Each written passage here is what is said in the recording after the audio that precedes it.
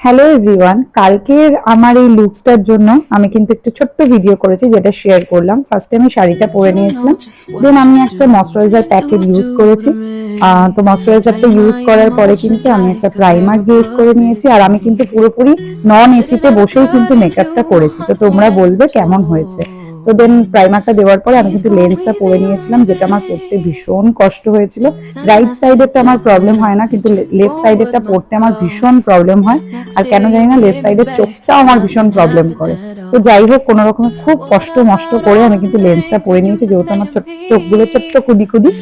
তো দেন তারপরে আমি কিন্তু কনসিল করে নিয়েছি। কনসিল করার পরে সেটাকেও আমি কিন্তু ভালো করে ব্লেন্ড করে নেব। ব্লেন্ড করে নেওয়ার পরে আমি একটু ফাউন্ডেশন ইউজ করে নেব।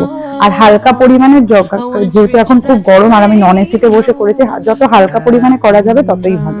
তো ফাউন্ডেশনটাকে ব্লেন্ড করার পরে আমি কিন্তু ভালো মতো করে কম্প্যাক্ট দিয়ে মেকআপটাকে সেট করে নিয়েছি, কারণ সেট না করলে কিন্তু ঘাম হওয়ার একটা চান্স থাকে।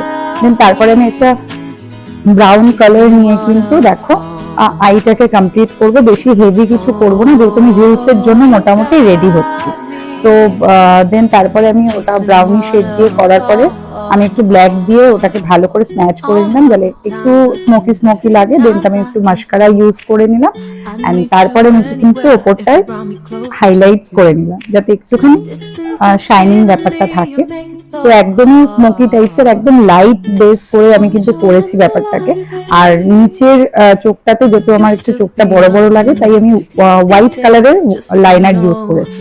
দেন তারপরে আমি একটু করে নিলাম, পাউট করে আমি কিন্তু কন্ট্রোলিং করে নিয়েছি। দেন আমি একটু রেড ব্লাশার লাগিয়ে নিয়েছি, আর চিকস গুলোকে কিন্তু আমি একটু লাল লাল করে নিয়েছি। করে নেওয়ার পরে সেটাকেও ব্লেন্ড করার পরে আমি একটু হাইলাইট করে নিলাম ব্যাপারটাকে, যাতে একটু চকচক চকচক লাগে, যাতে একটু শাইনিং ব্যাপারটা আসে। তো আমি যখন রিলস গুলো বানাই তখন আমি বেসিক্যালি এরকম ভাবেই মেকআপ করে রেডি হয়ে তারপরে রিলস গুলো করি। তো কালকে একটু ছোট্ট ক্লিপ নিতে পেরেছি যে আমি রিলস গুলো করার আগে কিভাবে মেকআপটা করি।